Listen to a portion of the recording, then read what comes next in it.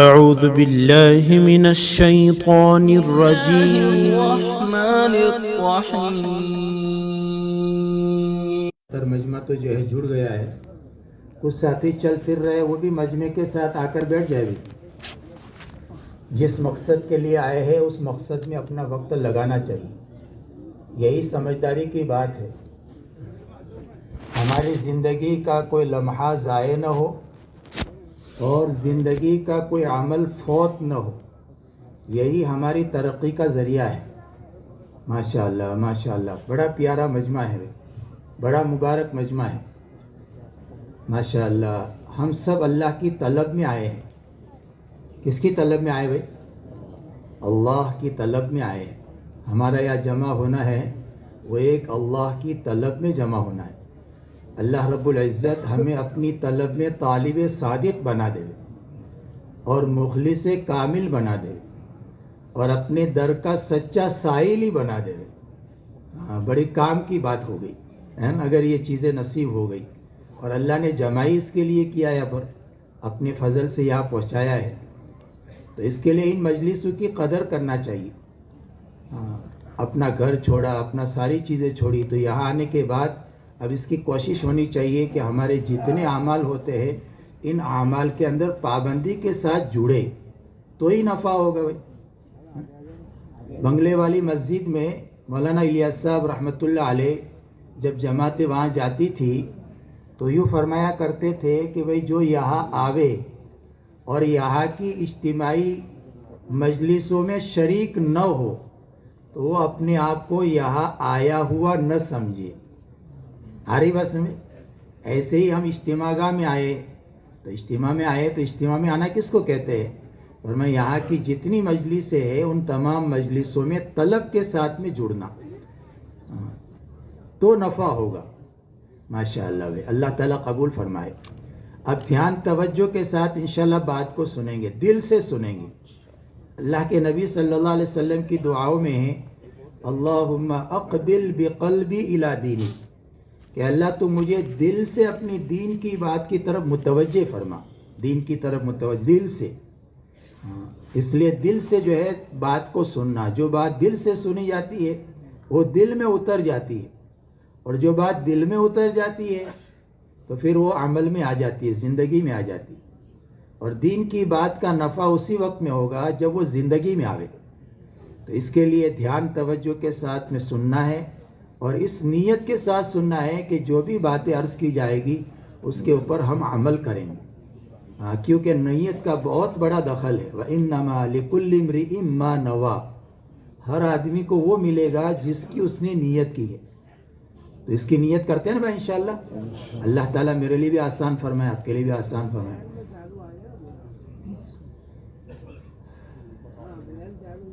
الحمدللہ رب العالمین والصلاة والسلام على سید الانبیاء والمرسلین وعلى آلہ واصحابہ ومن تبعهم بإحسان الى یوم الدین.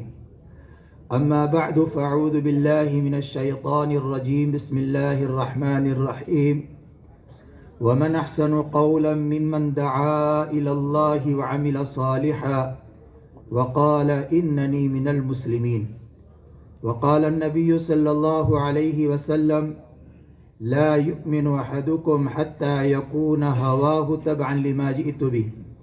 وقال من خاف أدلج ومن أدلج بلغ المنزل ألا إن سلعة الله غالية ألا إن سلعة الله الجنة أو كما قال عليه الصلاة والسلام. میرے بھائی اور بزرگوں، ہم نے جس اللہ کو اپنا رب مانا ہے وہ اللہ بہت بڑے ہیں، بہت بڑے ہیں. جس اللہ کی طلب میں ہم آئے ہیں اور جس اللہ کی طلب یہ ہماری زندگی کا مقصد ہے. اللہ کی طرف سے دعوت ہے ہم سب کو کہ یبن آدم اطلبنی، یبن آدم اطلبنی، اے آدم کے بچے، اے آدم کی اولاد، تو میری تلاش میں آ، تو میری طلب میں آ. ان وجدتنی وجدت کل شیء، اگر تو نے مجھے پا لیا تو سب کچھ پا لیا، اگر تو نے مجھے پا لیا تو سب کچھ پا لیا۔ وَإِن فُتَّنِي فَاتَكَ كُلُّ شَيْءٍ، اور اگر تو نے مجھے کھو دیا تو سب کچھ کھو دیا، اللہ کو کھو دیا تو سب کچھ کھو دیا۔ تو اللہ کی طلب، جو جس اللہ کو ہم نے اپنا رب مانا ہے وہ اللہ بہت بڑے ہے، اپنی ذات میں بھی بڑے، اپنی صفات میں بھی بڑے۔ اللہ کی ذات کی بھی کوئی حد نہیں، وراء الورا، اور اللہ کی صفات کی بھی کوئی حد نہیں، اپنی ہر صفت میں بڑے۔ اللہ تعالیٰ قرآن میں فرماتے ہیں لیس کمثلہ شیء، اس جیسا ذات میں بھی کوئی نہیں ہے اور اس جیسا صفات میں بھی کوئی نہیں ہے۔ ذات میں بھی کوئی نہیں، ذات میں بھی اس کا مثل نہیں اور صفات میں بھی اس کا کوئی مثل نہیں۔ اپنی ذات میں بھی بڑے، اپنی صفات میں بھی بڑے، اپنی ہر صفت میں بڑے۔ اس لیے انبیاء کرام علیہ السلام نے دنیا میں تشریف لا کر سب سے پہلے انسانوں کو اپنے رب کا تعارف کروایا، اپنے رب کا تعارف۔ اور اللہ تعالیٰ نے بھی قرآن کریم میں مجھے اور آپ کو اور پوری انسانیت کو اپنا تعارف کرایا ہے کہ اللہ کون ہے، اللہ کون ہے۔ ان ربکم اللہ الذی خلق السماوات والارض، تمہارا رب کون ہے؟ فرمایا تمہارا رب وہ ہے جس نے آسمان بنایا، جس نے زمین بنائی۔ جو چیزیں ہمیں نظر آتی ہے اللہ تعالیٰ ان کے ذریعے سے اپنا تعارف کرواتے ہیں۔ یہ پوری کائنات کا نقشہ جو قائم ہے، یہ پوری کائنات کا نقشہ اللہ کی توحید پر، اللہ کی قدرت پر، اللہ کی طاقت پر دلالت کرتا ہے۔ تو تمہارا رب کون ہے؟ فرمایا تمہارا رب وہ ہے جس نے اس پورے آسمان کو بنایا، زمین کو بنایا، رات اور دن کا نظام چلاتا ہے۔ رات آتی ہے دن جاتا ہے، دن آتا ہے رات چلی جاتی ہے، آنن فانن ایسا نظام چل رہا ہے یہ۔ اور آسمانوں میں ستارے اللہ نے قائم کیے، اور یہ ساری چیزیں اللہ کی مشیت اور ارادے کے تابع ہے۔ کوئی چیز اللہ کی مشیت اور ارادے کے بغیر آگے پیچھے نہیں ہو سکتی۔ تو یہ اللہ اپنا تعارف کرواتے ہیں۔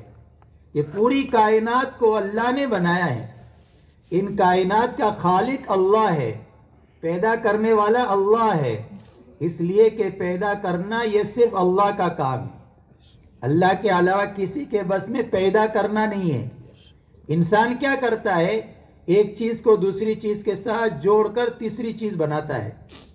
جیسے کرسی ہے، دو لکڑیوں کو جوڑا اور کرسی بنا دی، لوہے کو لوہے کے ساتھ جوڑا اور اسپیکر بنا دیا، پلاسٹک کو پلاسٹک کو گلایا، گلانے کے بعد کرسی بنا دی۔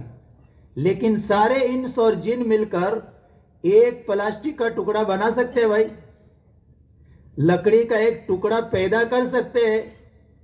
پیدا کرنا صرف اللہ کا کام ہے۔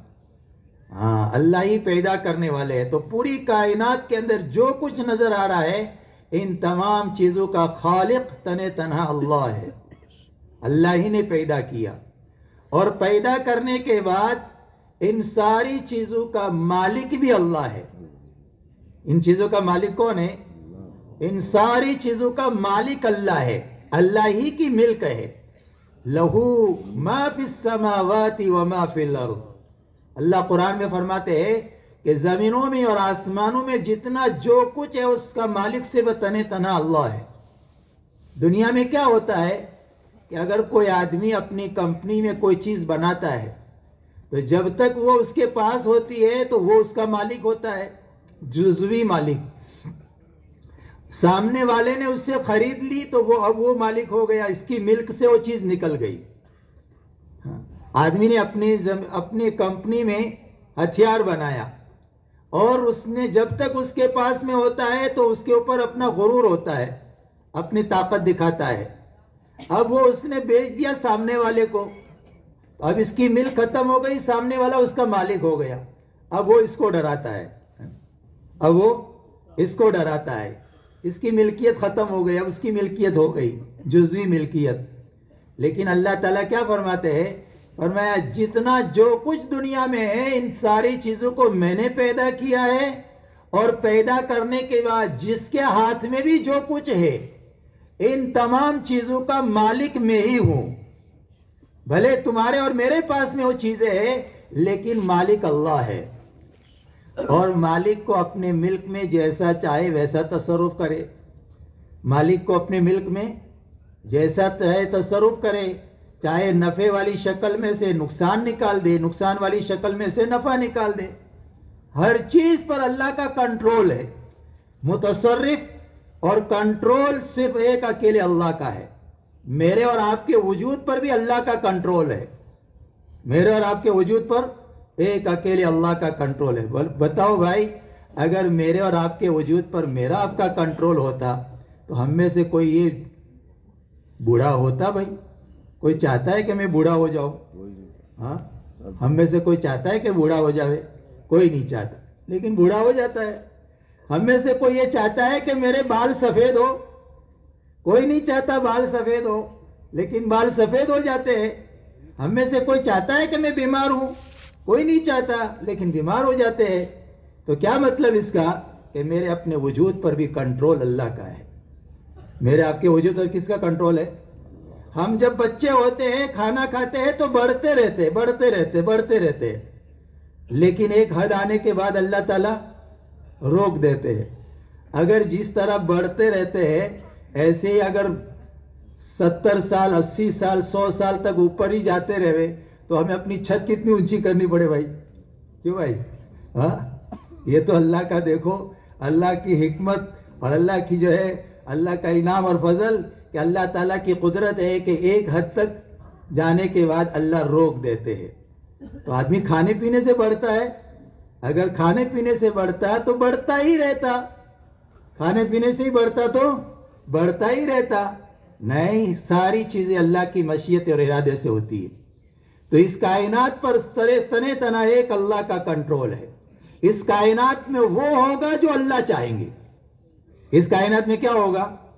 اس کائنات میں وہ ہوگا جو اللہ چاہیں گے. ما شاء اللہ کان وما لم یشاء لم یکن.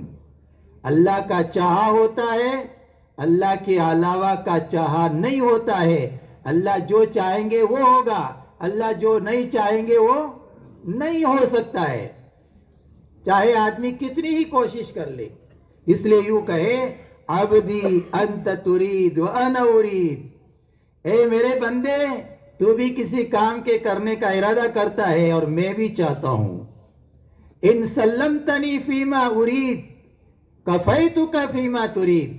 اگر تو نے اس کام کو میرے حوالے کیا تو پھر میں تیرے کاموں کو بنا دیتا ہوں. وَإِن لَّمْ تُسَلِّمْنِي، اور اگر تو نے میرے حوالے نہیں کیا تو أَتْعَبْتُكَ فِيمَا تُرِيد، تو جو چاہتا ہے اس کے اندر خوب تھکاتا ہوں. وَلَا يَكُونُ إِلَّا مَا أُرِيد، ہوگا وہی جو میں چاہتا ہوں. کیا ہوگا بھائی؟ ایک اکیلا اللہ جو چاہے گا وہ ہوگا.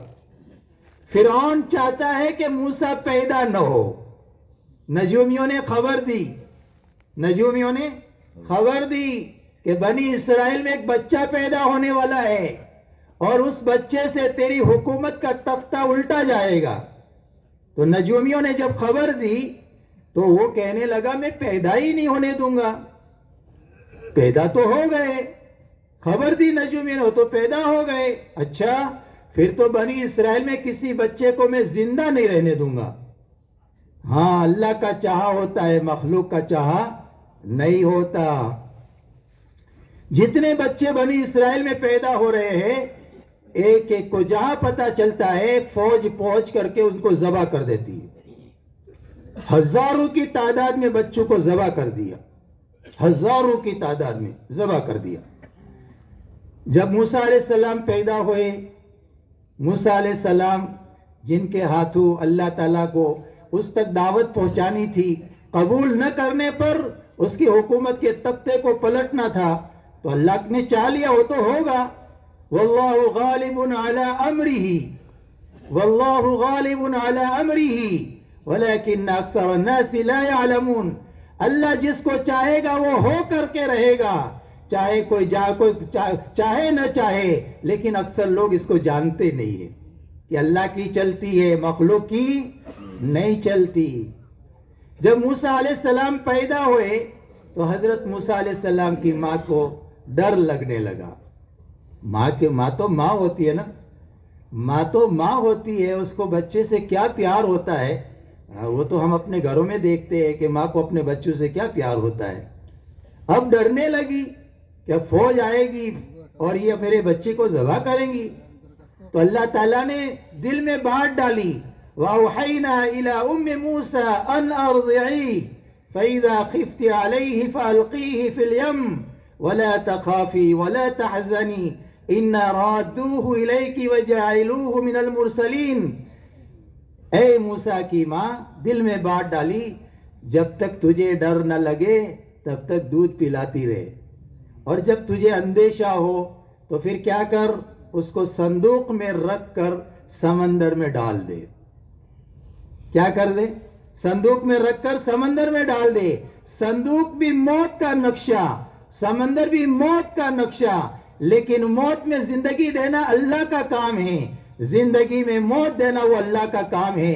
موت اور حیات کا نظام ایک اللہ کے پاس سے چلتا ہے، خوشی اور غمی کا نظام اللہ کے یہاں سے چلتا ہے۔ هو اضحک وابکا وانہ هو امات واحیا۔ خوشیاں اللہ کے یہاں سے چلتی ہے، غم بھی اللہ کے یہاں سے چلتے ہیں، موت اور حیات کا نظام اللہ کے یہاں سے چلتا ہے۔ اللہ تعالیٰ فرماتے ہیں لا تخافی، ڈرنا نہیں اور غم بھی نہ کرنا، انا رادوہ الیک، ہم اس کو تیرے پاس واپس لوٹائیں گے، ہم اس کو تیرے پاس واپس لوٹائیں گے، اور نصیب یہ کہ واپس لوٹائیں گے، ہم اس کو پیغمبر بھی بنائیں گے۔ سبحان اللہ کی قدرت، سبحان اللہ کی قدرت۔ دیکھیے اللہ کی قدرت، اللہ تعالیٰ موت اور حیات کے نظام کو کیسے چلاتے ہیں، تربیت کو کیسے چلاتے ہیں، کائنات میں اللہ اپنی چاہت کیسے چلاتے ہیں۔ اب جو ہے موسیٰ علیہ السلام کو سمندر میں ڈالا گیا تو وہ اللہ نے کہاں پہنچایا، اس کو کہاں پہنچایا؟ دشمن کے پاس پہنچایا۔ اب وہ جو ہے صندوق جا رہا ہے، وہ جو ہے فرعون کے محل کے پاس میں پہنچا، جب کھولا گیا تو وہ بہترین بچہ ہے، اس کو سمجھ میں آ گیا مانو نہ مانو یہی وہ بچہ ہے جس کے ہاتھوں میرے حکومت کا تختہ الٹا جائے گا۔ لیکن جسے اللہ رکھے اسے کون چکھے، جسے اللہ رکھے اسے کون چکھے۔ حضرت آسیہ رضی اللہ تعالی عنہا وہ بیچ میں آ گئی، وَأَلْقَيْتُ عَلَيْكَ مَحَبَّةً مِّنِّي، اے موسیٰ میں نے تو آپ کی محبت ڈال دی۔ تو محبت میں کوئی مرتا ہے کہ مارتا ہے؟ مارتا ہے کہ مرتا ہے؟ محبت میں کوئی مارتا تھوڑا ہے، محبت میں تو مرنے کے لیے تیار ہو جاتے۔ تو اللہ تعالیٰ نے حضرت آسیہ کے دل میں محبت ڈال دی، تو حضرت آسیہ کھڑی ہو گئی بیچ میں، نہیں نہیں ہم تو اس کو اپنا بیٹا بنا لیں گے۔ اور آدمی کی سب پہ چلتی، میم صاحب پہ نہیں چلتی۔ ہاں سب پہ چلے، میم صاحب پر، وزیر داخلہ پر، سب جگہ چلے گی لیکن وزیر داخلہ پر نہیں چلے گی۔ اور کیسے چلتی، کیسے چلتی؟ وَأَلْقَيْتُ عَلَيْكَ مَحَبَّةً مِّنِّي، اے موسیٰ میں نے آپ کی محبت ڈال دی، جس کے نتیجے میں حضرت آسیہ کی قسمت میں ایمان لکھا ہوا تھا۔ وہ محبت کا نتیجہ کہ حضرت آسیہ بیچ میں آ گئی، کہا نہیں ہم اس کو اپنا بیٹا بنائیں گے۔ اب جب بیٹے کی بات آ گئی، حضرت آسیہ نے کہہ دی تو اب آگے تربیت کا نظام ہے، اب کون پالے؟ اب وہی دشمن کے اس کے پاس میں رکھ کر تربیت کا نظام چل رہا ہے، وہاں پر رکھ کر کے تربیت کا نظام چل رہا ہے۔ چنانچہ اب وحرمنا علیہ المراضع، اللہ تعالیٰ نے حضرت موسیٰ علیہ السلام کے جو ہے نا وہ کسی کا بھی دودھ نہیں پی رہے، جتنی دودھ پلانے والے آ رہی ہے کسی کا دودھ نہیں پی رہے۔ تو حضرت موسیٰ علیہ السلام کی ماں نے اپنی بہن کو بھیجا تھا کہ چھپ چھپا کر کے جائیو، کہاں جا رہے ہیں، ہاں؟ اور پھر اس کے بعد میں پہنچ کر یوں کہہ رہی ہے میں خاندان جانتی ہوں، اگر وہ آ جائے نا تو اس کا دودھ تو ضرور پی لیں گے، وہ اگر آ جائے تو اس کا دودھ تو ضرور پی لیں گے. چنانچہ حضرت موسیٰ علیہ السلام کی ماں آئی, وہ تو سینے سے لگ گیا, وہ تو سینے سے لگ گئے. اب یہ موسیٰ علیہ السلام جو اللہ نے کہا نہ رادوہ الیک, ہم تیرے پاس واپس لوٹائیں گے, اب یہ واپس اپنے گھر لے کر کے جا رہی. اور نہ صرف یہ کہ گھر پر لے کر کے جا رہی ہے, فرعون کے خزانے سے وظیفہ بھی دلا رہے اللہ تعالیٰ. کیا کہہ رہے؟ کہتے ہیں کہ ہمارے ملک کے ایک صدر صاحب کی بکری بادام پستہ کھاتی تھی. ہمارے ملک کے ایک صدر صاحب کی بکری بادام پستہ کھاتی تھی. تو بتاؤ فرعون کے دربار میں جب موسیٰ علیہ السلام وہاں پہنچے ہیں اور پھر وہاں سے تربیت کا نظام اللہ چلا رہے ہیں, تو بتاؤ وہاں سے ان کے گھر کے وظیفے کے لیے کیا کچھ متعین ہوا ہوگا. بات آ رہی سمجھ بھائی؟ یہ اللہ اپنی ربوبیت کا نظام چلاتے ہیں. پالنے والے کون؟ ہاں, دشمن کی گود میں اللہ پال کے دکھا رہے ہیں. جس نے ہزاروں بچوں کو ذبح کر دیا ہے, تو یہ رادوہ الیک, یہ لوٹایا اللہ نے. اور پھر اس کے بعد پیغمبر بنایا. پیغمبر بنانے کے بعد اذهب الى فرعون انه طغى, جاؤ فرعون کے پاس میں, اس نے سرکشی کی ہے, سرفرا ہو گیا ہے, سرفرا ہو گیا ہے. خدائی کا دعویٰ دے, خدائی کا دعویٰ کر بیٹھا. شیطان بھی شرما گیا. شیطان نے تو سجدے کا انکار کیا تھا, اس نے خدائی کا دعویٰ نہیں کیا تھا. اور انسان جب گرتا ہے تو اتنا گرتا ہے کہ وہ خود خدا کا دعویٰ کرنے لگا. کتنی جو ہے عجوبے کی بات ہے.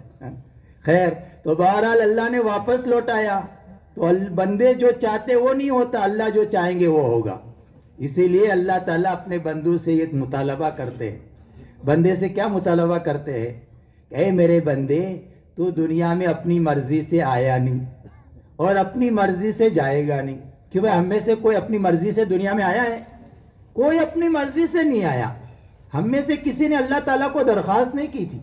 اللہ نے اپنی مرضی سے ہم کو پیدا کیا, اور کوئی اپنی مرضی سے دنیا سے جائے گا نہیں. کوئی اپنی مرضی سے جائے گا نہیں. اللہ کی مرضی سے آیا ہے, اللہ کی مرضی سے جائے گا. بعض مرتبہ آدمی مرنا بھی چاہتا ہے تو بھی موت نہیں آتی. ایک آدمی چوتھے منزلے سے گرا کہ مر جاؤں, چوتھے منزلے سے گرا کہ مر جاؤں.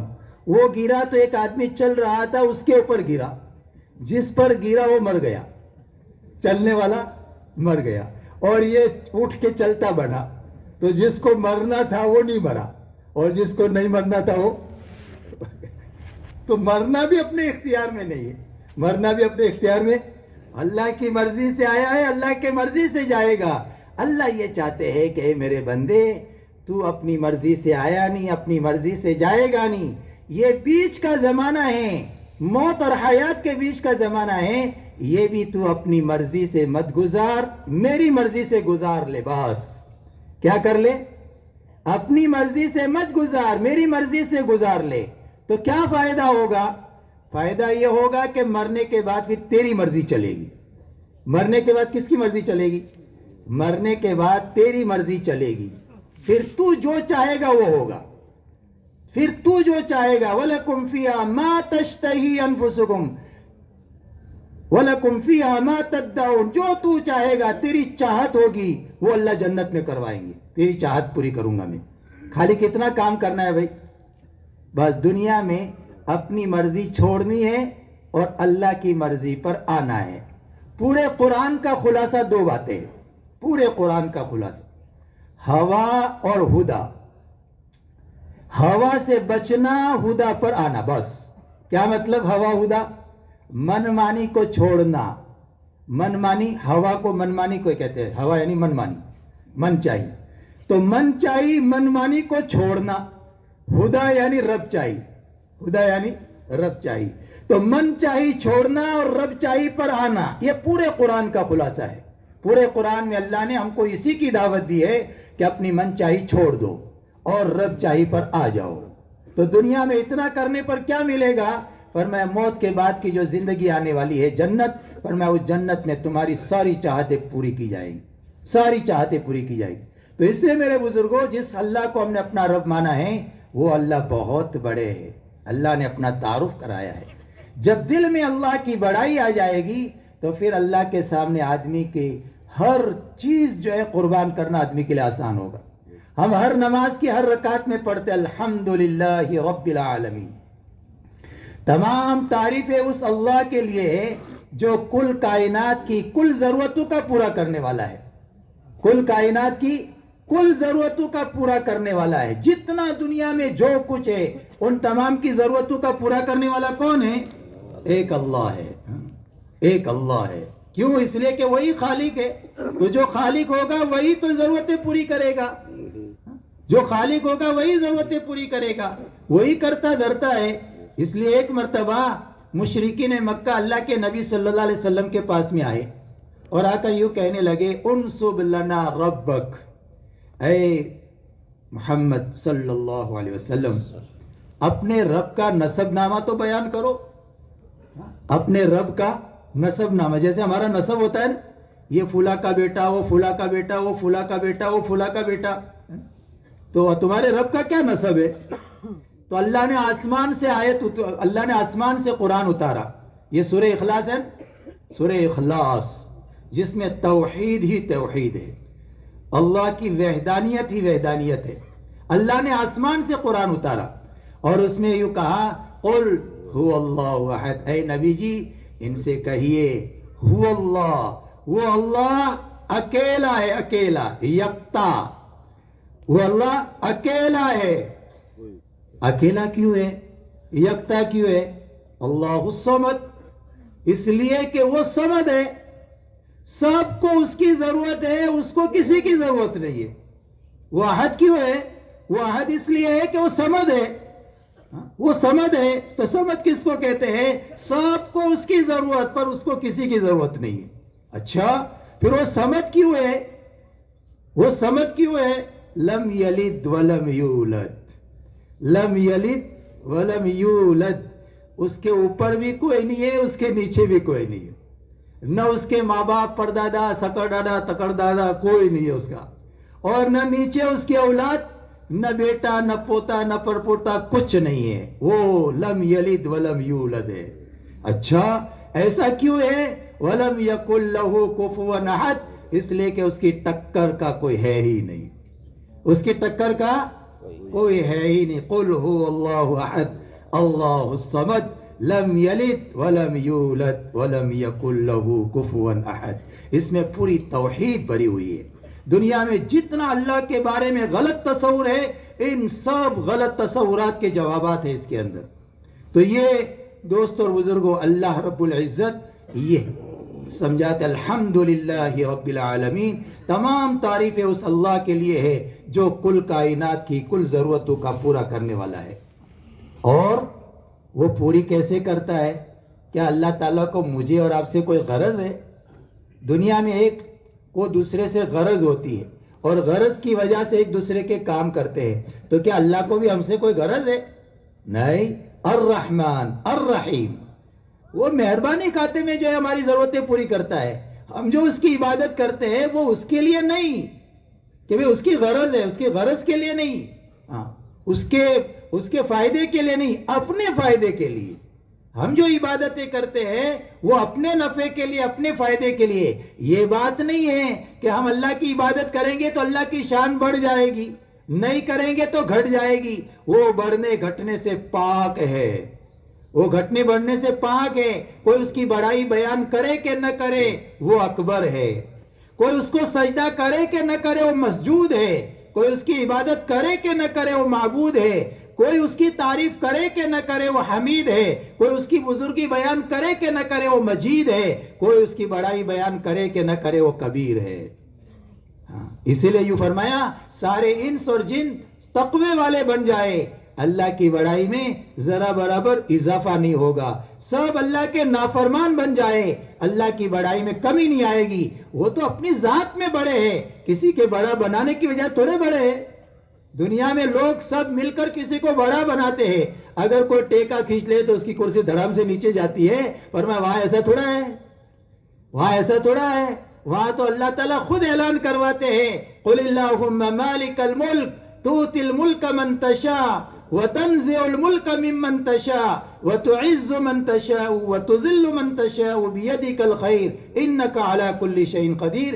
اے نبی جی مناجات کے پیرائے میں पूरी इंसानियत को हमारा पैगाम दो, अल्लाहुम्मा मालिकल मुल्क, ऐ अल्लाह तो मुल्क का मालिक है, पूरी कायनात का मालिक है, तू ही शहंशाह है, तू ही बादशाह है, मालिकुल मुल्क तू ही है, तू तिल मुल्क मन तशा। ये दुनिया में जो छोटे छोटे मुल्क तकसीम हैं और उन ओहदों पर जो बैठे हुए हैं, अल्लाह ताला यूं समझा रहे, तू तिल मुल्क मन तशा, अल्लाह जिसको जहां बिठाया है तू ही जिसको चाहता है मुल्क देता है, और तू जिससे चाहता है छीन भी लेता है, जिससे चाहता है छीन भी लेता है।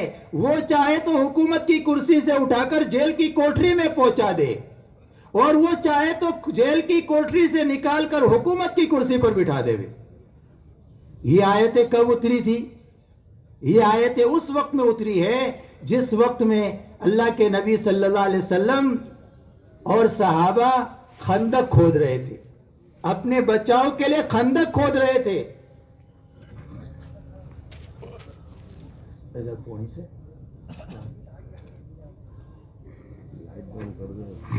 खंदक खोद रहे 10-10 बचाव के लिए, बचाव के लिए।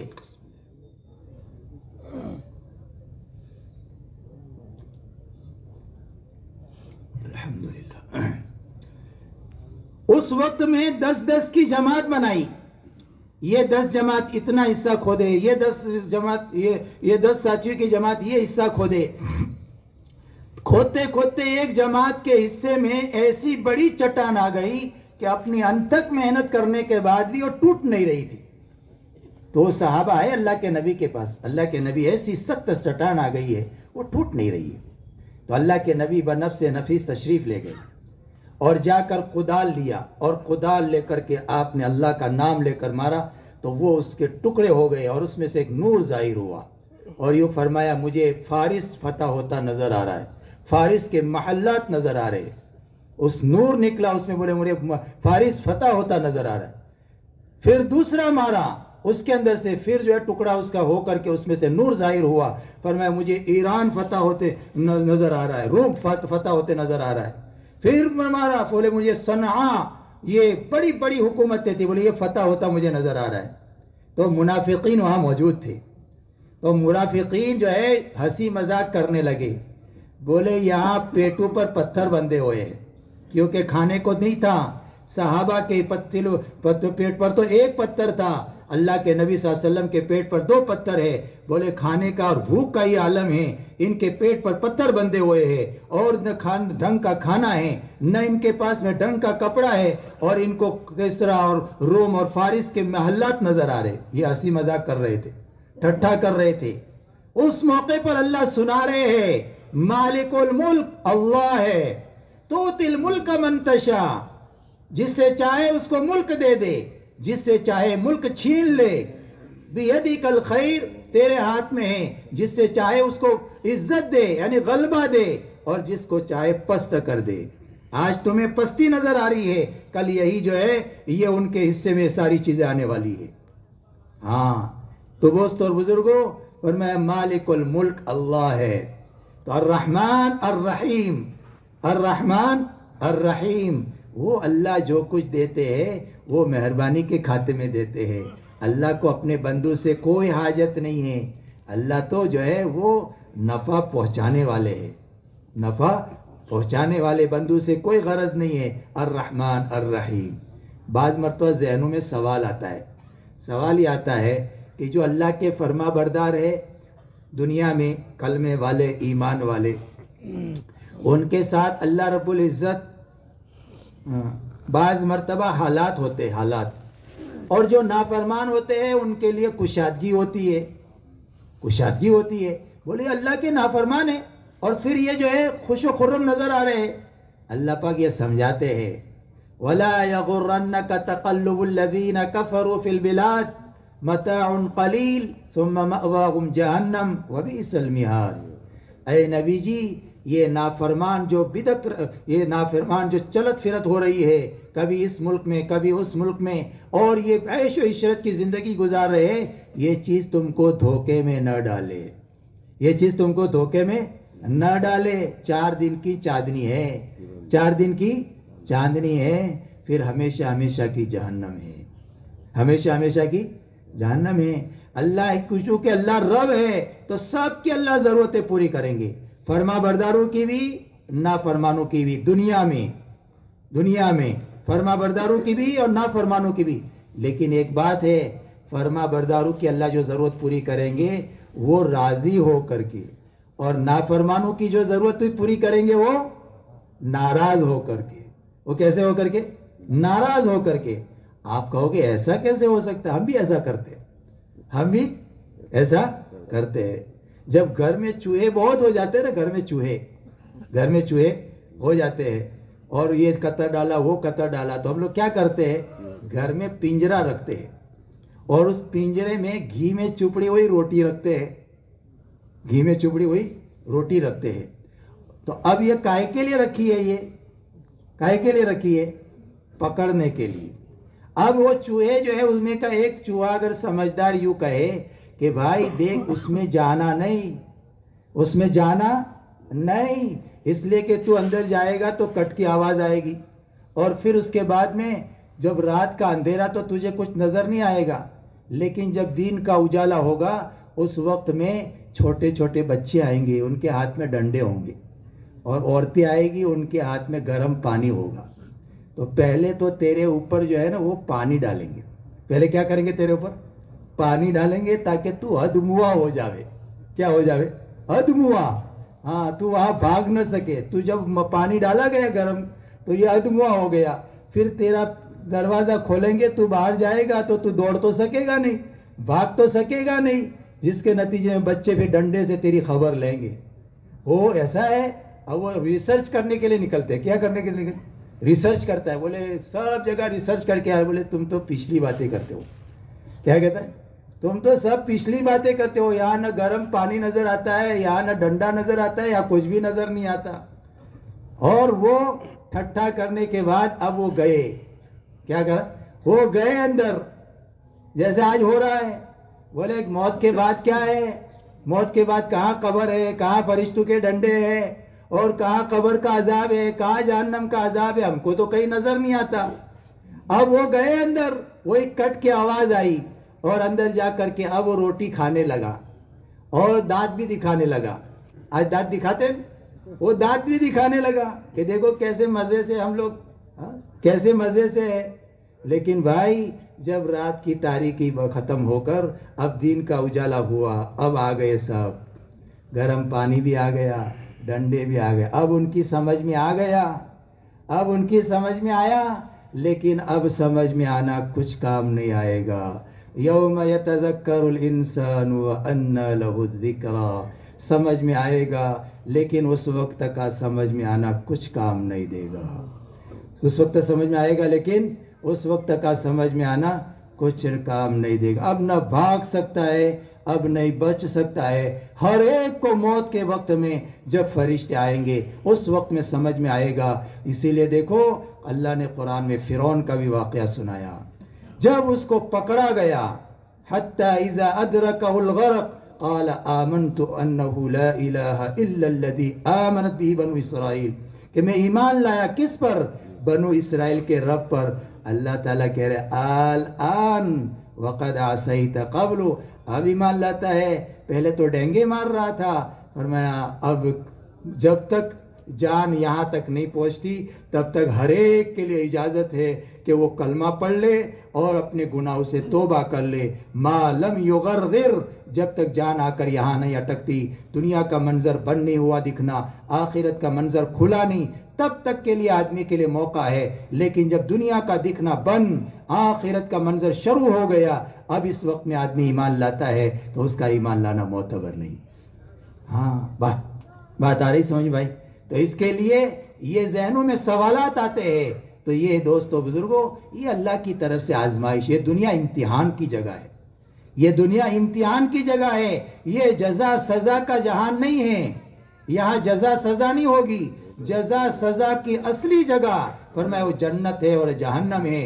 جہنم اللہ کا جیل خانہ ہے, جنت اللہ کا مہمان خانہ ہے. ہاں اس کی جھلک دنیا میں ہوگی. ایمان والوں کو دنیا میں سزا ہوگی. کیوں ہوگی؟ تاکہ یہاں سے صاف ستھرا ہو کر کے جائے. علماء نے لکھا ہے اگر ایمان, کیونکہ ہم نے کلمہ پڑھا ہے, تو کلمہ پڑھنے کی وجہ سے فرمایا جنت میں جائیں گے، تو جنت تو پاک ہے. تو اگر کلمے کے ساتھ گناہ بھی ملے ہوئے ہیں تو یہ ناپاک ہے، تو ناپاک تو جنت میں کیسے جائے گا؟ اس کو پاک ہونا پڑے گا. تو پاکی کے لیے جو ہے 3 ٹھکانے ہیں. کتنے ٹھکانے؟ 3.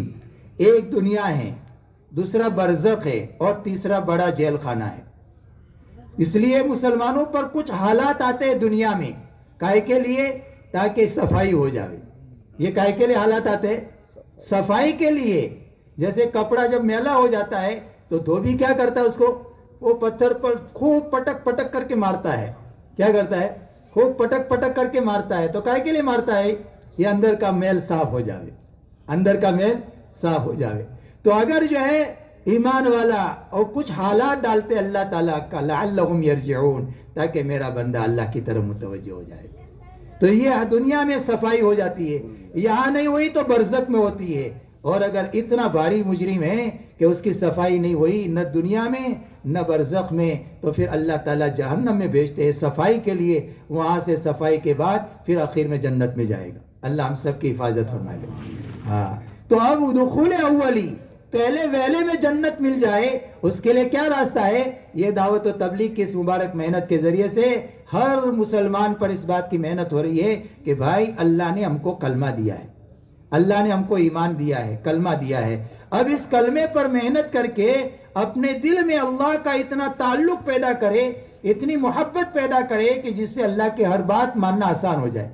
اپنے دل میں اللہ کا اتنا ڈر پیدا کرے کہ جس سے اللہ کی ہر نافرمانی سے بچنا آسان ہو جائے. اور اللہ کی ذات اور صفات کا دل میں اتنا یقین پیدا کرے کہ جس سے دنیا کی مشکلات آسان ہو جائے.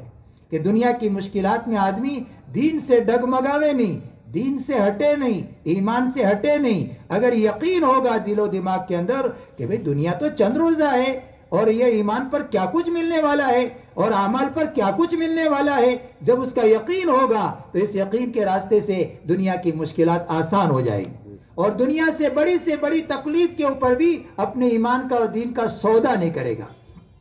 یہی حضرت آسیہ رضی اللہ تعالیٰ عنہ جن کا ذکر شروع میں کیا، وہ بعد میں ایمان لے آئی. فرعون کی بیوی ہے حضرت آسیہ رضی اللہ عنہ، ایمان میں داخل ہو گئی. تو جب ایمان میں داخل ہوئی تو اس کے بعد اس کے پر حالات آئے. کیسے حالات؟ فرعون کو میخو والا کہا جاتا ہے، میخو والا، ذل اوتاد. یہ جو سزا دیا کرتا تھا وہ ایسے لٹا کر کے ہاتھ کے اوپر کھوٹے گاڑتا تھا. یہ اس طریقے سے یہاں کھوٹے گاڑے اور پیر لمبا کر کے وہاں کھوٹے گاڑ کر کے پھر اس کے بعد سزائے دیتا تھا. یہ اب آپ انداز لگاؤ، ایک عورت ذات کو ایسی سزائے دی جا رہی ہو، کس کی وجہ سے؟ ایمان کی وجہ سے. لیکن اس اللہ کی بندی نے ساری تکلیفوں کو برداشت کیا، لیکن ایمان کو ہاتھ سے نہیں جانے دی. یقین وَمِنَ الْيَقِينِ مَا تُهَوِّنُ بِهِ عَلَيْنَا مَصَائِبَ الدُّنْيَا. یہ یقین دل میں کہ فرمایا یہ جو دنیا کی تکلیف موت پر ختم ہو جائے گی، لیکن اس ایمان پر جو کچھ ملنے والا ہے، وہ جو کچھ ملنے والا ہے اس کو میں ہاتھ سے نہ جانے دوں. ایمان والا کسی بھی طاقت کے ڈر سے ایمان کو جانے نہیں دے گا، اور کسی لالچ میں بھی اپنے ایمان کو ہاتھ سے نہیں جانے دے گا، نہ طمع میں نہ خوف میں. فرمایا یقین کا سرمایہ. لیکن جب بہت زیادہ تکلیفیں دے رہا تھا تو اللہ سے دعا مانگی، رب نجنی من فرعون وعملی، رب ابن لی عندک بیتا فی الجنہ ونجنی من فرعون وعملہ ونجنی من القوم الظالمین. اے میرے رب تو میرے لیے جنت میں اپنا ٹھکانہ بنا دے، اور مجھے اس فرعون سے اور اس کے ان ظالموں سے مجھے نجات دے دے. اللہ تعالیٰ نے بس اب آخرت کا نقشہ کھول دیا، جنت ٹھکانہ بتایا اور دنیا سے تشریف لے گئی. ہائی بات سن بھائی. ہاں، ایسے ہی فرعون کی ایک باندی بھی ایمان لے آئی تھی. فرعون کی باندی بھی ایمان لے آئی تھی. اس میں ہمارے لیے عبرت ہے. باندی بھی ایمان لے آئی تو فرعون نے کہا ایمان چھوڑ دے. اس نے کہا میں ایمان نہیں چھوڑ سکتی ہوں، ساری تکلیفیں برداشت کر سے. عورت ذات ہے لیکن دیکھو ایمان میں کیا پختہ ہے. تو اس نے کہا میں، اس کی 2 بچیاں تھی، تیری ان بچیوں کو میں آگ میں جلاؤں گا. بولے کو تیرے من میں فقضی ما انت قاض انما تقضی هذه الحیات الدنیا, جو تیرے مرضی ہو کر. تو کیا کر سکتا ہے؟ اتنا دنیا ہی میں تو کر سکتا ہے, اور آخر موت ہی آئے گی, اس کے بعد تو پھر ہمارے لیے مزے ہی مزے ہے. چنانچہ اس فرعون نے آگ جلائی, کڑھائی میں تیل ڈالا, اور تیل کو جلا کر کے اس کی 2 بچیاں تھی, ایک چلتی ایک دودھ پیتی. چلتی بیٹی کو اس کے آنکھوں کے سامنے اس تیل کے اندر ڈالا. بتاؤ اس ماں کے دل پر کیا گزری ہو. لیکن عین اس وقت میں بھی اس کا ایمان نہیں ڈگمگاتا ہے, اس کا ایمان نہیں ڈگمگاتا ہے. پھر اب دودھ پیتی بچی کو جو سینے سے لگی ہوئی ہوتی ہے, اس سے محبت ہوتی, اتنی محبت ہوتی ہے, اب اس کی باری, اس کو بھی اس کے سامنے ڈالا گیا. تو بتاؤ اس کی ماں کے دل پر کیا گزر رہا ہوگا. اللہ نے اس موقع پر آخرت کا منظر اور اس کی روح کو جاتا دکھایا. وہ روح کہتی اپنی امی سے, امی صبر کر لے, موت کے بعد سیدھی جنت ہے. اس کے بعد اس کو ڈالا جا رہا تھا. اس نے کہا کہ میری ایک بات ہے, اس کو رکھ لینا. بولے میرے اور میری 2 بچوں کی جو ہے ان کی ہڈیوں کو ایک جگہ دفن کرنا, ایک جگہ دفن کرنا. ہاں بولے ٹھیک ہے, تمہاری بات قبول کی جائے گی. اس کو ڈالا گیا, یہ بھی آنن فانن پورا کوئلہ ہو گئی. ان تینوں کی ہڈیوں کو ایک جگہ دفن کیا گیا. اللہ کے نبی صلی اللہ علیہ وسلم جس وقت معراج میں تشریف لے جا رہے تھے, خوشبو آ رہی تھی. جبریل سے پوچھا, اے جبریل یہ خوشبو کہاں سے آ رہی ہے؟ یہ پورا واقعہ سنایا. بولے باندی اور ان کی 2 بچوں کی خوشبو ہے یہ. تو دوست اور بزرگوں, وَمِنَ الْيَقِينِ مَا تُهَوِّنُ بِهِ عَلَيْنَا مَصَائِبَ الدُّنْيَا, فرمایا یقین مل جائے, یقین کی مایا مل جائے. ایمان پر کیا ملنے والا ہے؟ اللہ کی ذات اور صفات کا یقین, آخرت کا یقین, جس کے نتیجے میں دنیا کی مشکلات آسان ہو جائے. اس لیے اللہ کی محبت, اللہ کے نبی کی, اللہ کی عظمت اور ڈر, جس سے گناہوں سے بچنا آسان, یقین کہ جس کے نتیجے میں دنیا کی مشکلات آسان ہو جائے. اور میرے بھائیوں, جس کو عرب مل گیا اس کو سب کچھ مل گیا, جس کا رب اس کا سب, جس کا رب نہیں اس کا کچھ بھی نہیں. تو رب کیسے ملے گا؟ تو رب کے پانے کا ایڈریس کیا ہے؟ ہم ایڈریس دیتے ہیں کہ بھائی میں تم کو فلانا باغ میں ملوں گا, میں تم کو فلاں مسجد میں ملوں گا, میں تمہیں فلاں گھر میں ملوں گا. ہم ایڈریس دیتے ہیں نا کسی سے ملنا ہو تو اب اللہ نے اپنا ایڈریس دیا ہے. ہر آدمی چاہتا ہے کہ میں اللہ کو پالوں, مجھے اللہ مل جائے, مجھے اللہ سے ملاقات ہو. تو اللہ نے اپنا ایڈریس کیا دیا ہے؟ فرمایا ان ربی علی صراط مستقیم, میرا رب تو تمہیں سیدھے راستے پر ملے گا. رب کہاں ملے گا؟ رب نے اپنا ایڈریس کہاں بتایا ہے؟ ان ربی علی صراط مستقیم, میرا رب تو تمہیں صراط مستقیم پر ملے گا. اس لیے ہر نماز کی ہر رکعت میں مانگا جاتا ہے اللہ سے, اہدنا الصراط المستقیم, اے اللہ تو ہمیں سیدھے راستے پر چلا. تو سیدھا راستہ کون سا ہے بھائی؟ سیدھا راستہ کون سا ہے؟ محمد الرسول اللہ. محمد الرسول اللہ کی محمد سے وفا تو نے تو ہم تیرے ہیں, یہ جہاں چیز ہے کیا لوح و قلم تیرے. اللہ نے مجھے اور آپ کو کیسا نبی دیا ہے, کیسا نبی دیا ہے, کیسا عالی مقام نبی دیا ہے. اللہ تعالیٰ سب کو تو یوں کہتے ہیں کہ اے میرے بندو مجھے راضی کرو, لیکن اللہ تعالیٰ اپنے نبی جی سے یوں کہہ رہے ہیں, اے نبی جی مجھے تو آپ کو اتنا دینا ہے, اتنا دینا ہے, اتنا دینا ہے کہ آپ راضی ہو جاؤ. وَلَسَوْفَ يُعْطِيكَ رَبُّكَ فَتَرْضَى, اے نبی جی میں تو آپ کو اتنا دینے والا ہوں, اتنا دینے والا ہوں, اتنا دینے والا ہوں کہ آپ راضی ہو جاؤ. اتنا عالی مقام نبی اللہ نے مجھے اور آپ کو دیا, اور پھر ہم ہمارے نبی کے طریقے کو چھوڑ کر ہمیں دوسرے کا طریقہ پسند آنے لگے تو کتنی محرومی کی بات ہے. ہاں کتنی محرومی کی بات ہے اور کتنی خسارے کی بات ہے. اس کے لیے آج کا پورا بیٹھا مجمع یہ طے کرے ہم ہمارے نبی کی نقل اتاریں گے, ہاں اپنے نبی کی نقل اتاریں گے.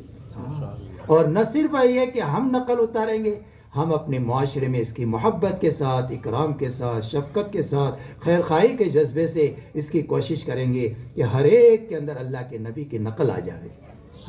جو جتنا نبی کی نقل اتارے گا اتنا قیامت میں اللہ کے نبی کے قریب ہوگا, اللہ کے نبی کے قریب ہوگا. جنت میں قبے لگیں گے, جنت میں قبے. جنت کیا ہے؟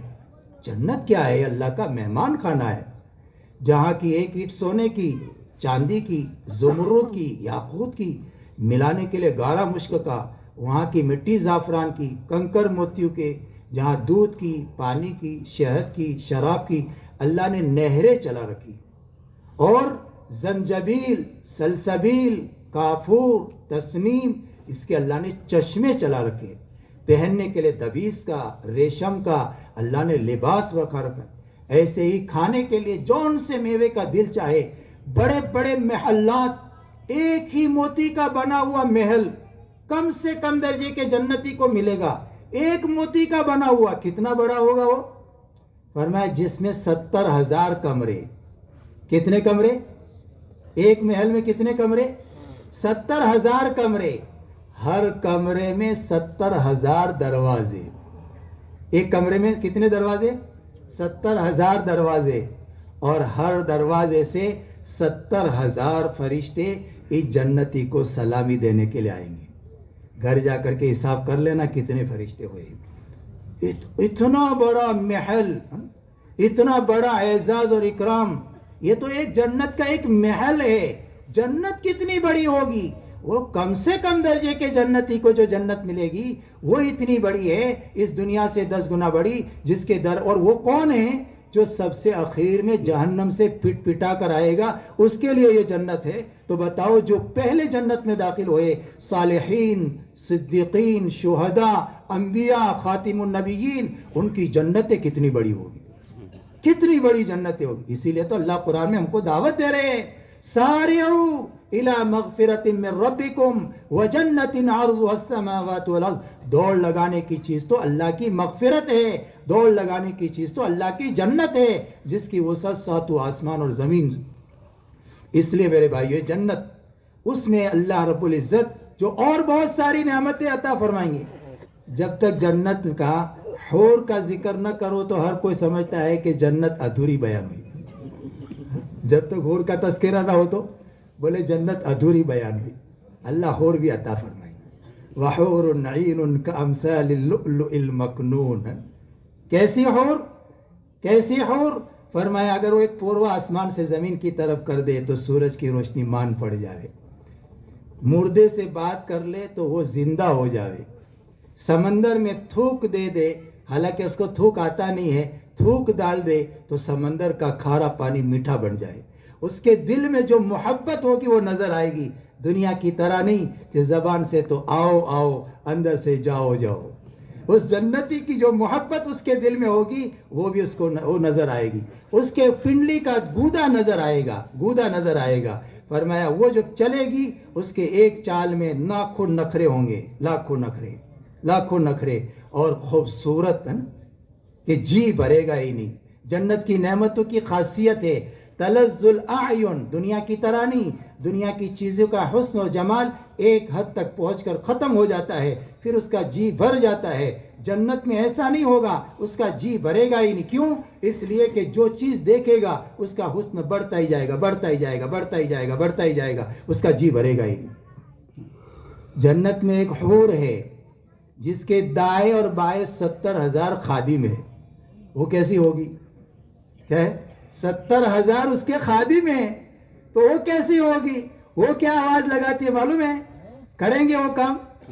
کریں گے؟ وہ کیا آواز لگاتی ہے؟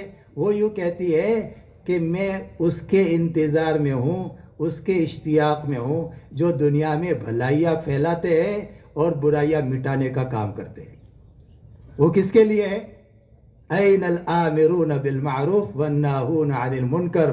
فرمایا کہاں ہے وہ جو برائیوں کو دنیا سے مٹانے کی محنت کرتے ہیں اور بھلائیوں کے پھیلانے کی محنت کرتے ہیں؟ فرمایا میں تو ان کی منتظر ہوں اور ان کی مشتاق ہوں۔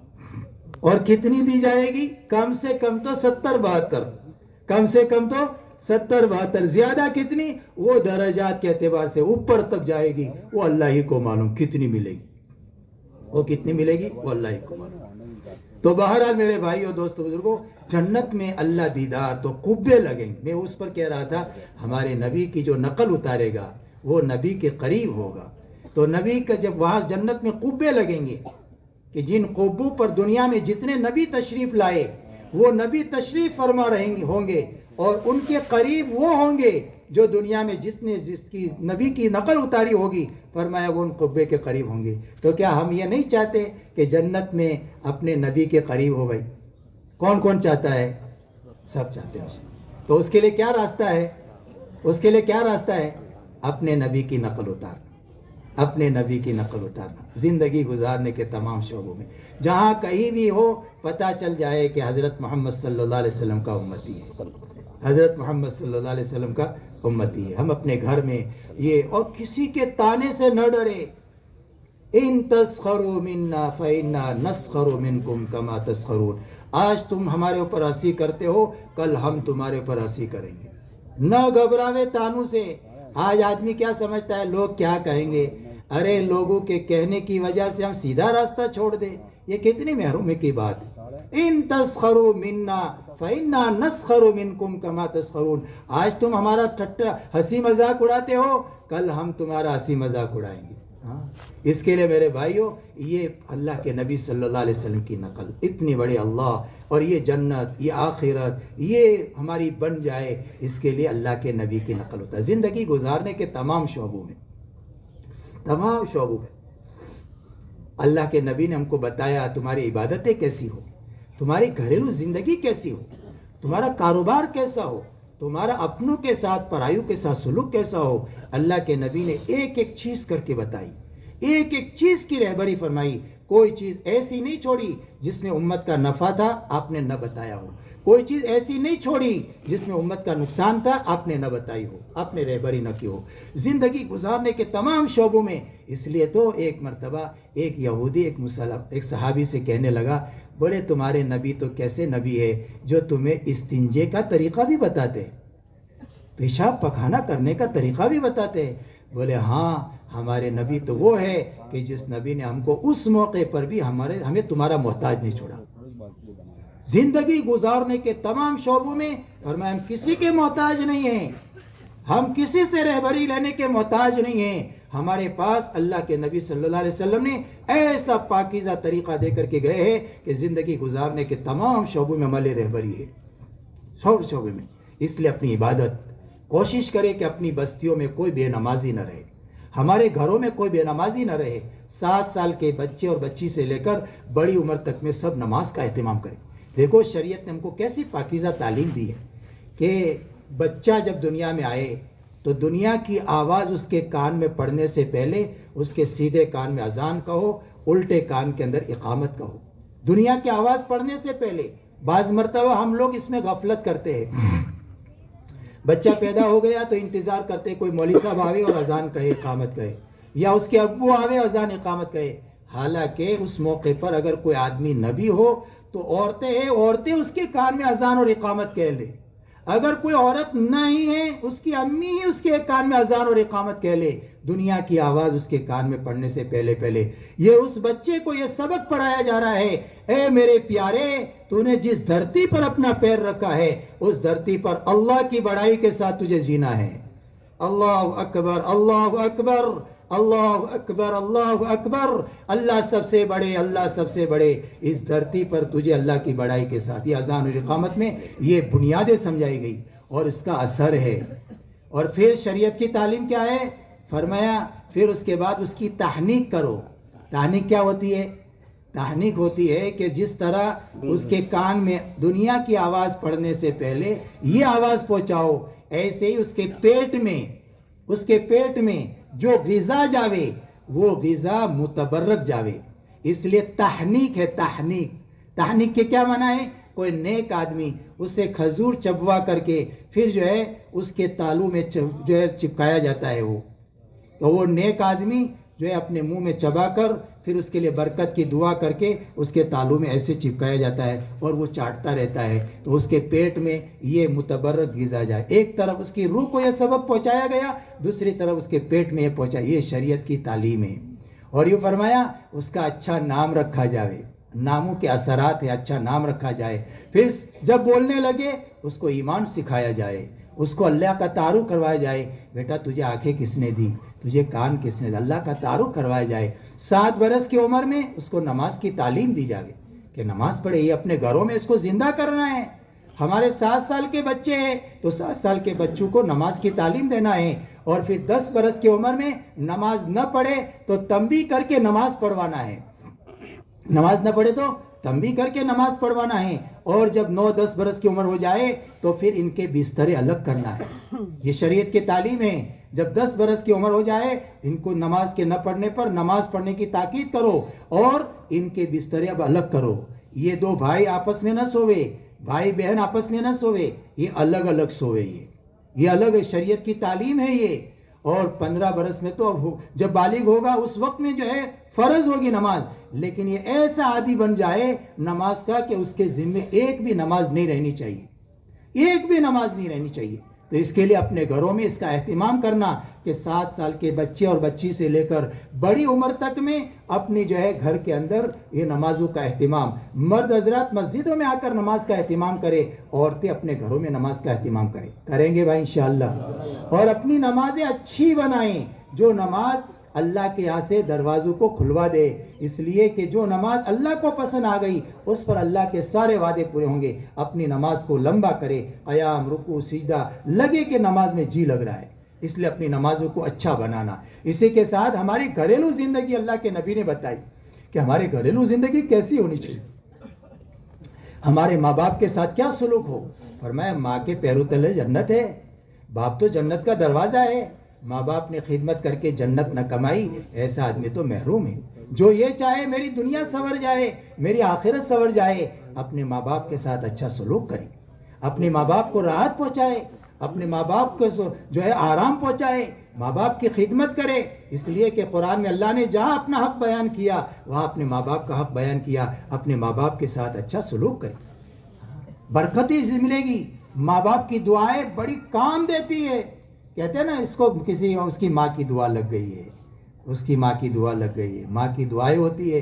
اس کے لیے میرے بزرگوں اپنے ماں باپ کے ساتھ اچھا سلوک، اپنے بھائی بہنوں کے ساتھ اچھا سلوک، فرمایا جو یہ چاہے اس کی عمر میں برکت ہو، اس کی روزی میں برکت ہو، فَلْيَصِلْ رَحِمَهُ، وہ رشتے ناطے کو جوڑے، وہ رشتے ناطے کو جوڑے، رشتے داروں کے ساتھ اچھا سلوک کرے، اللہ عمر میں برکت دیں گے، روزی میں برکت دیں گے۔ کون چاہتا نہیں ہے کہ میری روزی میں برکت نہ ہو، عمر میں برکت نہ ہو؟ ہر آدمی چاہتا ہے 2 چیزیں، کہ مجھے روزی اچھی ملے، میری عمر میں برکت ہو۔ تبھی تو 70 سال کے بڑے میاں جو لکڑی کے سہارے چلتے ہیں وہ بھی معجون مرکب کھا رہے ہیں۔ کیوں کھا رہے بھائی؟ کچھ زندگی اور مل جائے۔ تو یہی 2 تو چیزیں ہوتی ہیں ہماری۔ فرمایا فَلْيَصِلْ رَحِمَهُ، رشتے ناطے کو جوڑے، اور اس کے ساتھ اپنی بیویوں کے ساتھ اچھا سلوک کرے، اپنی بیویوں کے ساتھ اچھا سلوک کرے۔ وَعَاشِرُوهُنَّ بِالْمَعْرُوفِ، آج ہمارے گھروں میں حقوق کی ادائیگی نہ ہونے کی وجہ سے ہمارے گھر جو ہے ٹوٹے پھوٹے پڑے ہوئے ہیں۔ ہاں ہمارے گھر ٹوٹے پھوٹے پڑے ہوئے ہیں، ہم اپنے گھروں کو توڑے نہیں، اس لیے کہ سب سے زیادہ شیطان جس بات پر خوش ہوتا ہے وہ میاں بیوی کے توڑ پر خوش ہوتا ہے۔ شیطان اپنا دربار لگاتا ہے، اپنا دربار لگاتا ہے کہاں؟ سمندر پر، اور اپنے چیلوں کو بھیجتا ہے جاؤ اور ایمان والوں کو ورگلا کر کے آؤ۔ سب جو ہے آتے ہیں ورگلا کر، اور شام کو کارگزاری لیتا ہے۔ تو تم نے کیا کیا؟ وہ کہتا ہے ایک نماز پڑھنے کے لیے جاتا تھا، اس کو میں نے روک دیا، فلانا یہ کرتا تھا میں نے اس کو روک دیا، فلانا یہ کرتا تھا اس کو میں نے روک دیا۔ ایک کہتا ہے میں نے میاں بیوی میں توڑ کرا دیا، تو شیطان اپنی جگہ سے کھڑے ہو کر کے اس کو گلے لگاتا ہے، تو نے بہت بڑا کام کر دیا۔ اس لیے میرے بھائیوں ہمارے گھروں میں یہ میاں بیوی کے تعلقات، فرمایا یہ ہمارے گھر ویران ہیں، ویران گھر ویران ہیں۔ اس کے لیے کیوں ویران ہیں؟ اس لیے کہ حقوق ادا نہیں ہو رہے۔ اللہ نے قرآن میں کہا وَعَاشِرُوهُنَّ بِالْمَعْرُوفِ، اپنی گھر والیوں کے ساتھ، اپنی بیویوں کے ساتھ اچھا سلوک کرو۔ دیکھو عورت جب آتی ہے نا، عورت بیوی بن کر جب آتی ہے وہ اپنی میاں سے 3 باتوں کا مطالبہ کرتی ہے۔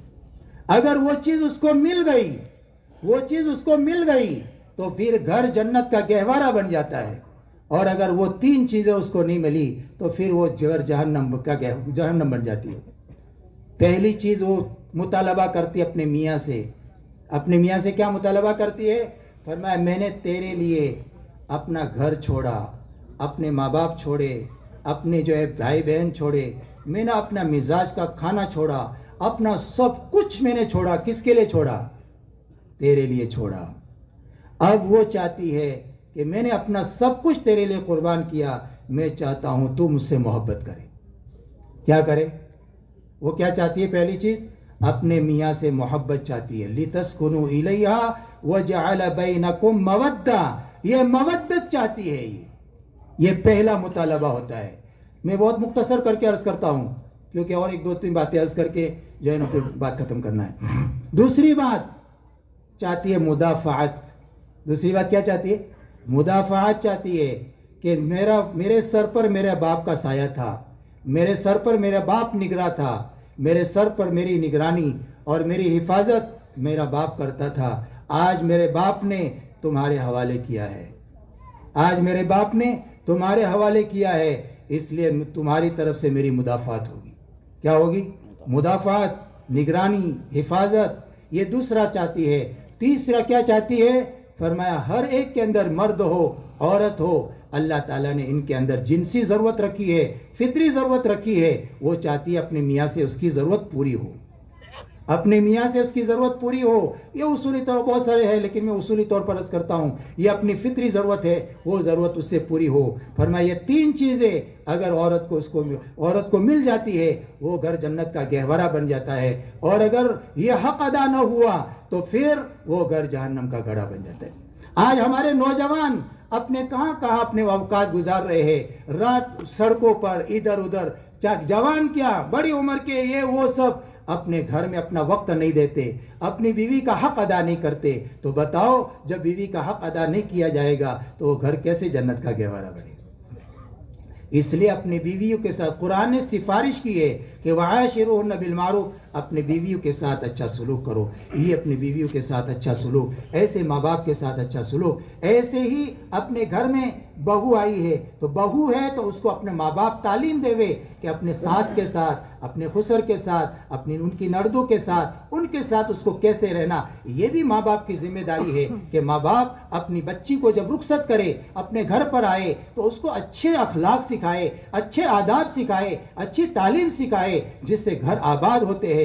یہ اس وقت میں دوستو اس کی بڑی ضرورت ہے, ورنہ اس وقت میں ہمارے گھر ٹوٹے پھوٹے پڑے ہوئے ہیں, اور یہ ٹوٹے پھوٹے کیوں پڑے ہیں؟ فرمایا حقوق کی ادائیگی نہ ہونے کی وجہ سے. اس لیے آج سے طے کریں کہ ہم اپنے گھر میں نظر رکھیں, اپنے گھر کے اندر نگرانی رکھیں کہ ہمارے گھر میں کسی کے اوپر ظلم نہ ہو. دیکھو دو گناہ ایسے ہیں, دو گناہ کہ جس کا وبال آخرت میں بھگتنے کے علاوہ آدمی کو دنیا میں بھگتنا پڑتا ہے. ایک فرمایا قطع رحمی, دوسرا ظلم. ایک قطع رحمی, دوسرا ظلم. فرمایا قطع رحمی ہوگی اس کا وبال آدمی کو دنیا میں بھگتنا پڑتا ہے. دوسرا ظلم. آج ہم ظلم کس کو سمجھتے ہیں؟ کسی کو لافا مار دیا, کسی کو ڈھیلا مار دیا.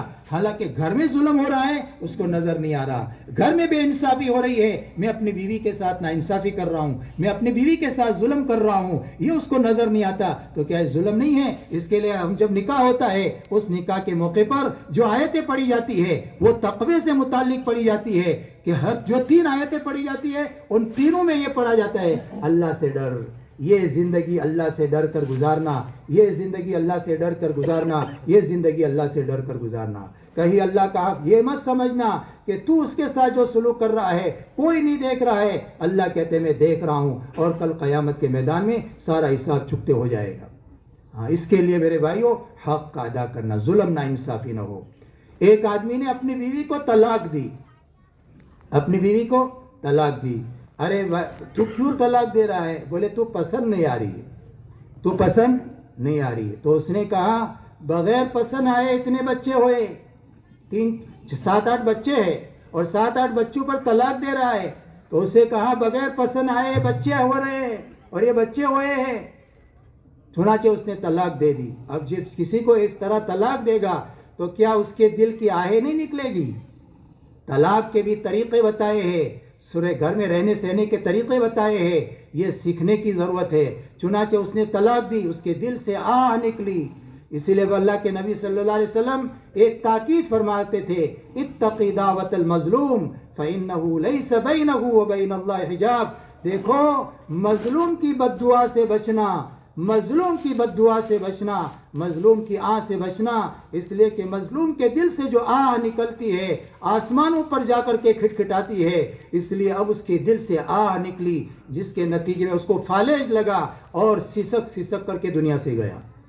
اس کے لیے میرے بھائیوں، یہ گھریلو جو ہے معاشرتی زندگی ہے، یہ معاشرتی زندگی ہم کو اللہ کے نبی نے سکھائی ہے کہ ہمارے گھر میں ہم کو کیسے رہنا، ماں باپ اولاد کے ساتھ کیسے رہے، اولاد ماں باپ کے ساتھ کیسے رہے، میاں اپنی بیوی کے ساتھ کیسے رہے، بیوی اپنے میاں کے ساتھ کیسے رہے، بیٹا ہے اپنی بیوی کے ساتھ کیسے رہے، اپنے ماں کے ساتھ کیسے رہے، اپنے بہنوں کے ساتھ کیسے رہے، یہ ساری چیزوں کو سیکھنا ہے۔ اس لیے اپنی معاشرتی زندگی صاف ستھری اور ایسے اپنوں کے ساتھ پرایوں کے ساتھ ہر ایک کے ساتھ ہمارا اچھا سلوک ہو، ہماری وجہ سے کسی کو تکلیف نہ پہنچے۔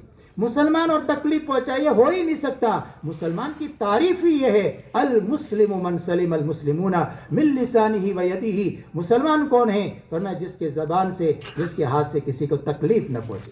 مسلمان تکلیف پہنچانے کے لیے نہیں آیا، مسلمان تو راحت پہنچانے کے لیے آیا۔ ہمارے کسی بول سے کسی کو تکلیف نہ پہنچے اور ہمارے اپنے کسی عمل سے کسی کو تکلیف نہ پہنچے، ہم سب کو راحت پہنچانے والے ہو۔ خیر الناس من ينفع الناس، لوگوں میں بہترین کون ہے؟ جو دوسروں کو نفع پہنچائے۔ ارے اللہ کے نبی نے تو ایسی پاکیزہ تعلیم دی ہے کہ انسان تو انسان ہے، جانوروں تک کے ساتھ اچھا سلوک کرنے کی تعلیم دی۔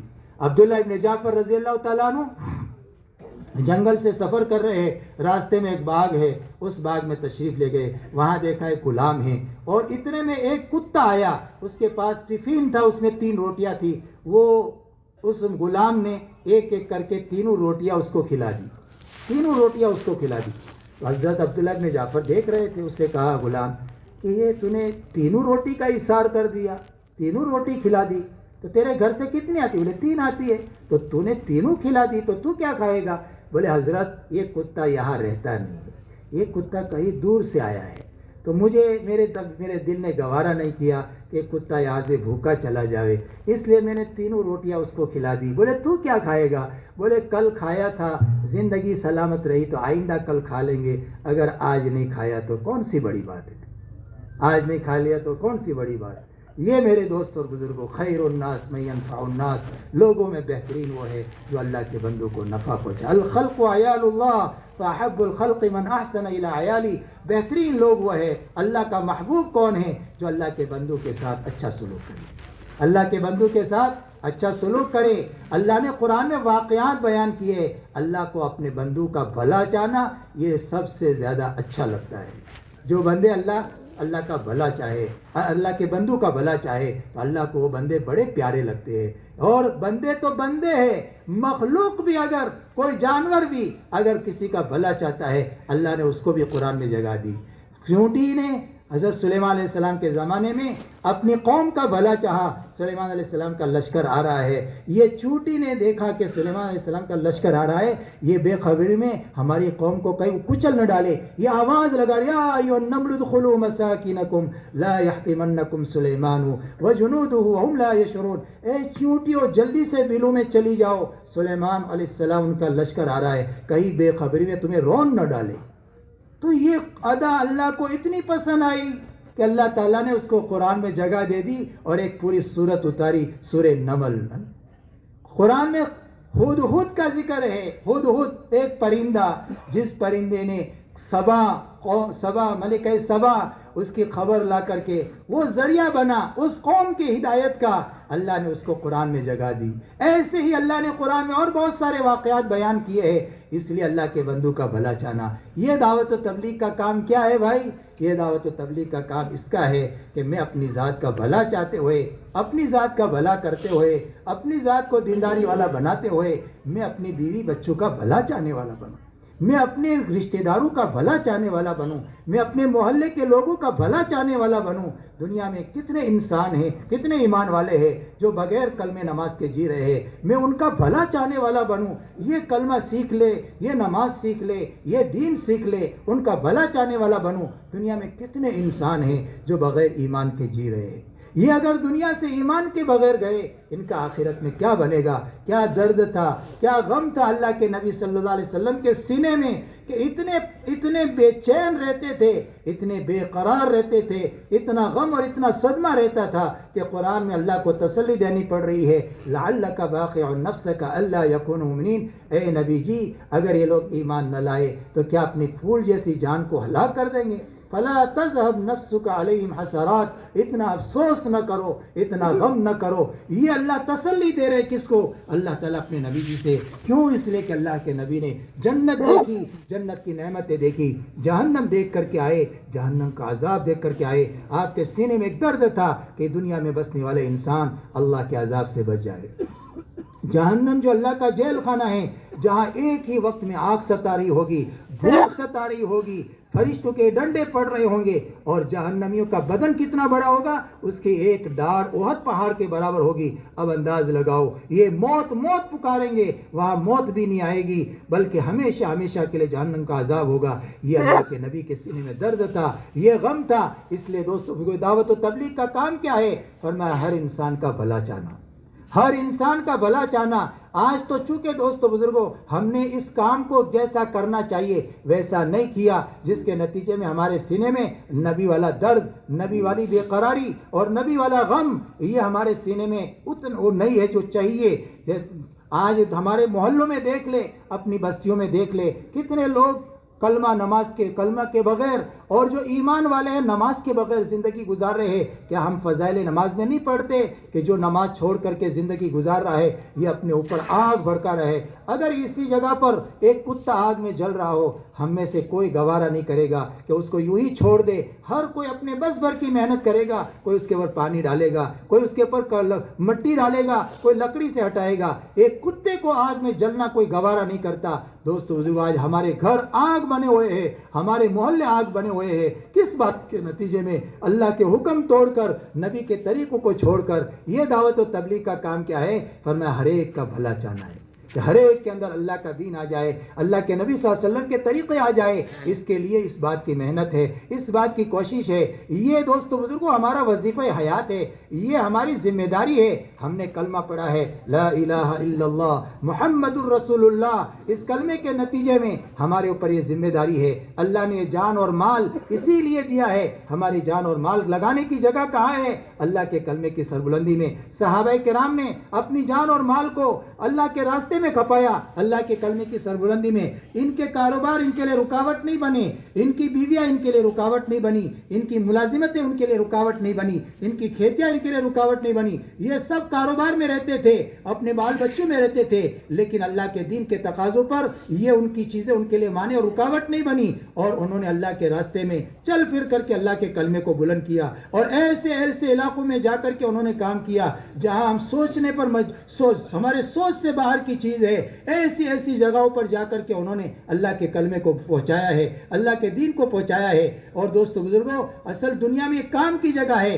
پھر اللہ وہ دینے والے ہیں جس کو میں اور آپ تصور نہیں کر سکتے. اب دوستو ہماری زندگی کی ترتیب صحیح بنے, اس لیے کہ جان اور مال کے لگانے کی جگہ سب سے پہلے اللہ کے کلمے کی سربلندی ہے, پھر عبادت ہے, اللہ کے بندوں کا احسان ہے. بقدر ضرورت اپنی ضرورت میں اسراف سے بچاتے ہوئے ہے. یہ ہماری جان اور مال کا استعمال صحیح ہو جائے, صحیح ہو جائے. اس لیے کہ آج ہمارا جان اور مال کہاں لگ رہی ہے؟ ہماری خواہشات پر لگ رہی ہے, اور جان اور مال کے بارے میں ہم دھوکے میں ہیں کہ جان بھی میری ہے, مال بھی میرا ہے. حالانکہ یہ جان اور یہ مال اللہ کی امانت ہے, اللہ نے جنت کے بدلے میں خرید لیا ہے. اب اس کی ترتیب صحیح کرنے کے لیے کہ جو ہمارا جان مال اللہ کے دین پر لگے, اور اسی طرح عبادت پر لگے, اللہ کے بندوں کے ساتھ احسان کرنے میں لگے, بقدر ضرورت اپنی ضرورت میں لگے. اس ترتیب کو صحیح کرنے کے لیے پہلے تو یہ نیت ارادہ کرے کہ آج تک جو اس کام سے تمہارے جو سستی ہوئی, غفلت ہوئی, لاؤبالی پن ہوا, اللہ معاف کرے. اللہ بڑے معاف کرنے والے. پہلے تو معافی مانگے اللہ سے, اور آگے کے بارے میں عزم ارادہ کرے.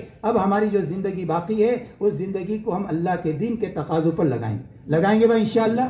اب اس کی پہلی شروعات پہلی شروعات کہ جس کے 4 مہینے نہیں لگے ہیں وہ تو ایک مرتبہ اسی مجلس میں، یہ اجتماعات اسی کے لیے ہوتے ہیں، ہمت کر کے 4 مہینہ لگائے. اللہ نے 4 مہینے میں بڑی تاثیر رکھی ہے، بڑی تاثیر رکھی ہے. مولانا الیاس صاحب رحمۃ اللہ علیہ فرماتے تھے اگر 4 مہینہ اس طریقے سے لگا دے جس طریقے سے لگانے کو میں کہتا ہوں، اللہ وہ ایمان کا پاور دیں گے کہ ساری دنیا مل کر اس کو ایمان سے تو کیا ہٹائے، فرمایا ایک سنت سے نہیں ہٹا سکتا.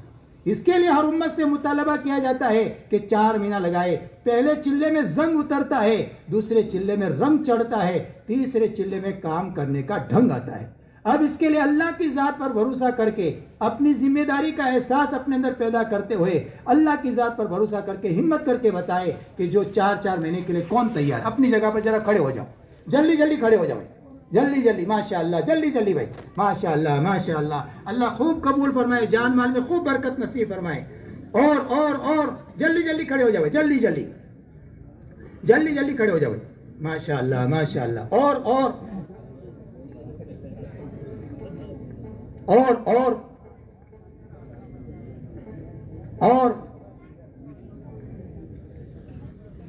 اور بھائی اور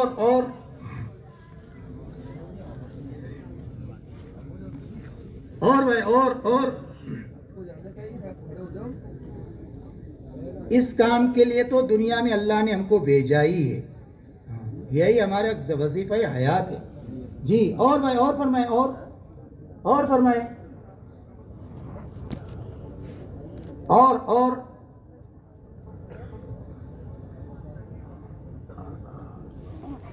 جس کے دل میں بات آ رہی ہے اس کا اظہار کرے. دانا زمین میں ہے، اس کی کوپل نکل گئی باہر تو تناور درخت بنے گا، اندر ہی اندر رہا تو سڑ جائے گا. تو اللہ دل میں بات ڈال رہے اس کا اظہار کرے، انشاءاللہ بڑا نفع ہوگا. ہاں اظہار کرے، یہ اللہ کا مہمان ہے، دل میں داعیہ کا پیدا ہونا. جی اور فرمائے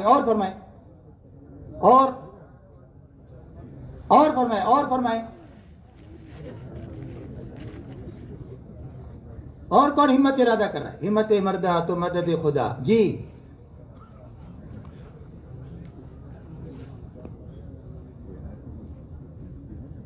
لے لینا بھائی حضرات، ذرا وہ تشکیلی روم میں تشریف یہ صرف آ جائے. ہاں ادھر آ جاؤ، ماشاء اللہ ادھر آ جاؤ.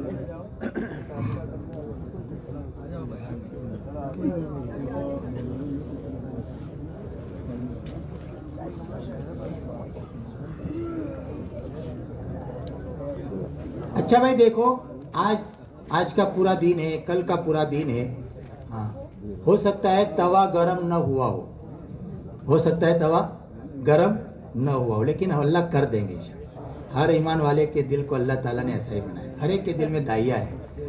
تو ہو جائے گا انشاءاللہ. اپنے دل کے دروازوں کو کھلا رکھے انشاءاللہ. ٹھیک ہے بھائی انشاءاللہ. اور اللہ سے مانگتے رہے. اب جو ہمارا انفرادی وقت ہے اس انفرادی وقت کو بھی ضائع نہ کریں. ہمارے انفرادی دیکھو، ہماری 10 بجے تعلیم ہوگی. ہاں ایک بھائی حضرات ذرا رک جائے تھوڑی دیر کے لیے، اعلانات سن لیں پھر اس کے بعد